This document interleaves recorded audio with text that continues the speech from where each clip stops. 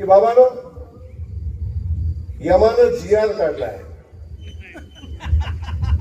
यमानं GR काढलाय की आता पोटा बिटाला याचं मी बंद केलंय, आता पोटा बिटाला याचं बंद केलंय. ह्यो स्मशानभूमीत जायच्या आधी फेडल्याशिवाय याला स्मशानभूमीत नेणार नाही, हे आता यमानं GR काढलाय. त्यामुळे फलटणपासून सगळ्यांचा हिशोब आता होतोय. कधीतरी या गोष्टी समोर येतात, कधीतरी हे गोष्ट घडायला लागते. आपण सगळेजण बघता अनेक जणांना मी बाहेर गेलो पण एवढे गुदगुले व्हायच्या माझ्या वगैरे झाली. म्हणजे मी पहिल्या दिवसापासून संघर्ष केला, जिल्हा परिषद सदस्य होताना संघर्ष केला, पहिल्यांदा आमदार झालो तेव्हा संघर्ष केला. आणि असं एक वेळ नाही की ज्या दिवशी मी संघर्ष केला नाही. निवडणूक आली माझ्यावर गुन्हा दाखल झाला असं कधी घडलं नाही. त्या सगळ्या परिस्थिती आपण अनुभवल्या. पण सगळ्या परिस्थितीमध्ये परमेश्वराने मला मार्ग काढून दिला, लोकांनी माझा विश्वास ठेवला. आता बघताय कोण कुठं गेलाय, पण लढायची ताकद जयकुमार गोरेमध्ये आहे. सगळ्या संकटाचा सामना करण्याची ताकद साहेब जयकुमार गोरेमध्ये आहे. अनेक वेळा मला अनुभवलं, पण हा जयकुमार गोरे या मानखेटाच्या मातीचा सुपुत्र आहे. कधी कुणापुढे झुकला नाही, वाकला नाही. प्रसंग कसाही असू दे, प्रसंग कसाही असू दे, कधी झुकला नाही, कधी वाकला नाही. कदाचित मी बारामती सोबत तडजोड केली असती ना, माझी आमदारकी सोपी झाली असती. मला माझ्या राजकारणाचा त्रास कमी झाला असता. मी कधीतरी फलटणशी तडजोड केली असती, मी कधी साताऱ्याशी तडजोड केली असती, तर राजकारणाचा माझा संघर्ष कमी झाला असता, त्रास कमी झाला असता. पण मी माझ्या मानखटावच्या मातीला स्वाभिमानाने उभा नसतो करू शकलो. मी माझ्या माणसाला सन्मानाने कधी उभा नसतो करू शकलो. मी माझ्या मानखटावच्या मातीला पाणी नसतो देऊ शकलो. त्यामुळे मला किती त्रास झाला, मला किती अडचणी आल्या, त्या सगळ्या अडचणीवर मात करून संकटाच्या छातीवर उभा राहून जयकुमार गोरे पुन्हा पुढे गेला. पण जाता जाता अनेकांना जेलमध्ये जायची भीती वाटायला लागली. मग कोण म्हणणार माझं वय एवढं आहे, मला पोलीस स्टेशनला कसं बोलवत आहे, माझी परिस्थिती खूप गंभीर आहे. सोनवणे साहेबांना माहिती आहे.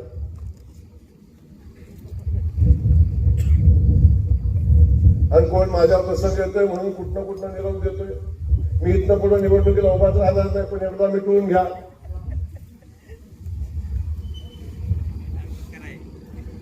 कोण जातोय देवेंद्र फडणवीस साहेबांचं पाय दाबतोय, कोण पाय चाटतोय, मला वाचवा.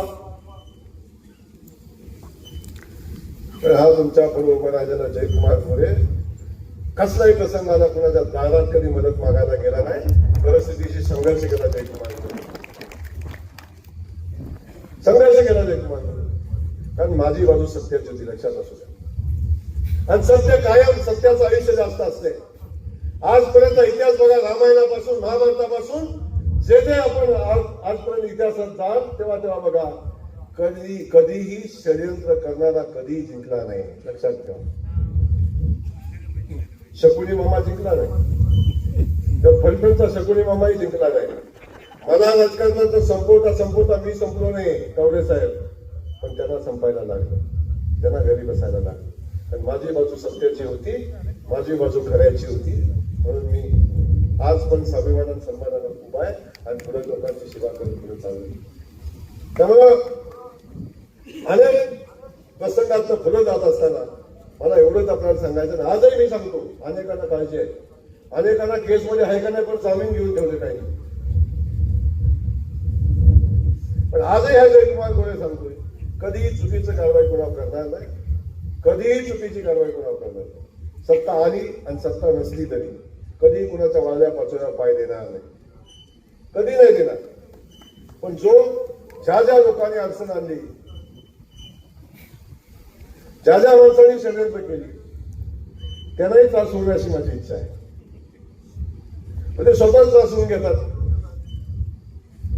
मी तरी काय करतो, कोण इकडे पळतोय, कोण तिकडे पळतोय, कोण इकडे चाललंय, कोण तिकडे चाललंय.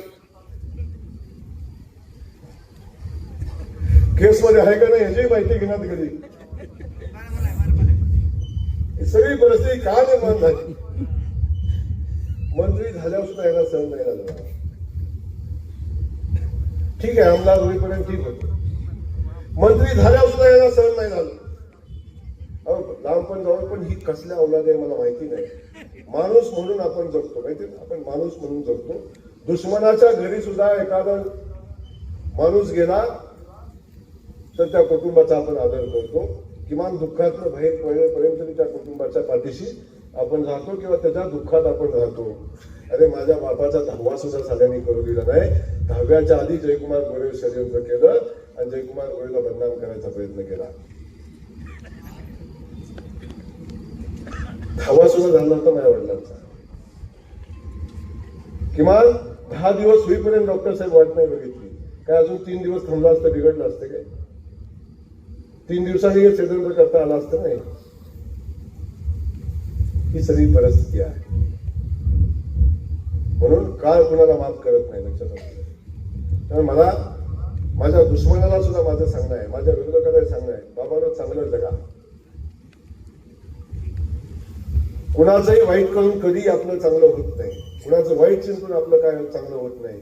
आणि चांगलं करायचं असेल आणि तुम्हाला जयकुमार गोरेला घरी बसवायचं असेल तर तुम्हाला प्रामाणिकपणे वागायला लागेल आणि सत्य घेऊन लोकांच्या सोबत जायला लागेल आणि लोकांची सेवा करायला लागेल, तरच घडेल. षडयंत्र रचून जयकुमार गोरे कधी थांबणार नाही आणि षडयंत्रातनं कधी कोण जिंकला नाही हे मी त्यांना आपल्याला सांगेन. तर माझी आपल्या सगळ्यांना विनंती आहे, बाकी सगळ्या गोष्टी जाऊ दे, पण आपण जे प्रेम, आपण जे आशीर्वाद, जी ताकद पाठीशी उभी केली, अशी ताकद आपल्या पाठीशी राहू द्या. एबीपी माझा, उघडा डोळे बघा नीट.